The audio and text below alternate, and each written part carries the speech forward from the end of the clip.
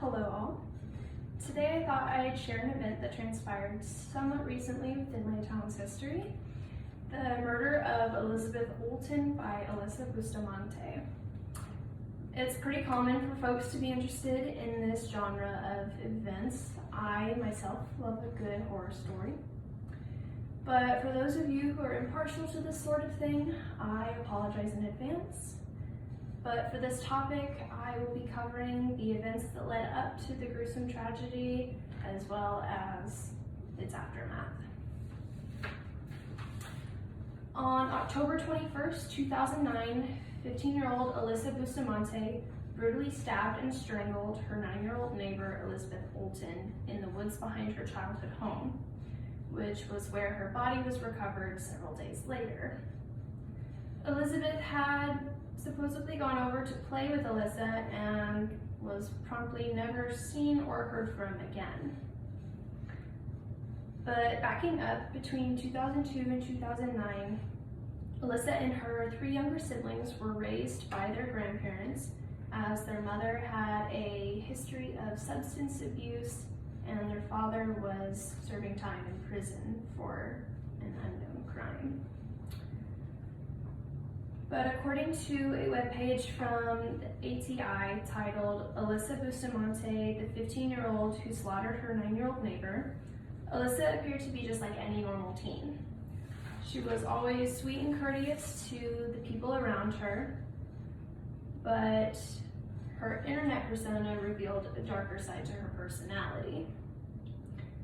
In regards to this, an article published in 2012 by the International Business Times titled Elizabeth Olten Timeline, Retracing the Bustamante Murder Case, states that in 2007, Bustamante overdoses on painkillers and begins to self-mutilate, carving the word hate into her arm. She is diagnosed with severe depression and subsequently put on antidepressants. She changes her list of hobbies on all of her social media profiles to include killing people and cutting.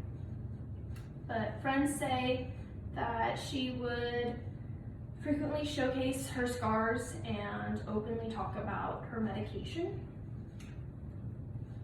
But her social media was full of disturbing posts talking about making bad life decisions, and included a video of her trying to get her two younger brothers to touch an electric fence.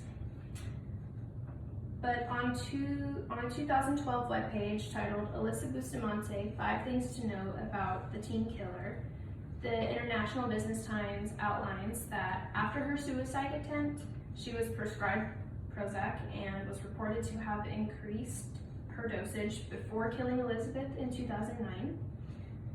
But her psychologist, Edwin Johnston, said that her higher dosage could have increased the teen's mood swings and violent tendencies.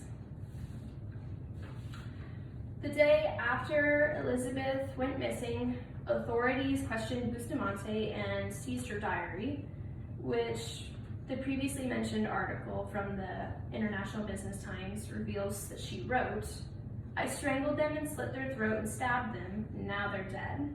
I don't know how to feel at the moment. It was amazing. As soon as you get over the, oh my God, I can't do this, it's pretty enjoyable." Afterwards, Alyssa was charged with first-degree murder and managed to avoid a full trial afterwards due to pleading guilty to second-degree murder as well as armed criminal action. But, however, the case was never fully closed, and several years later in 2012, she was tried as an adult and sentenced to life in prison with the possibility of parole after her first 35 years. But according to another news article from the IBT titled Alyssa Bustamante, Teen Killer Apologizes to Olten's Family, Alyssa releases a formal apology during the sentencing in which she describes how extremely sorry she is. She knows that words will never be enough, but says, if I could give my life to get her back, I would. As of right now, she's currently serving out her sentence in the Women's Eastern Missouri Reception, Diagnostic, and Correctional Center in Vandalia and will remain there until her final days, allegedly. But to this day, this event remains as a reminder to the community that you never really know what a person's true nature is. Everyone is capable of presenting a false persona for those who may seek to judge or question their character. That is my hometown murder, and thank you for listening.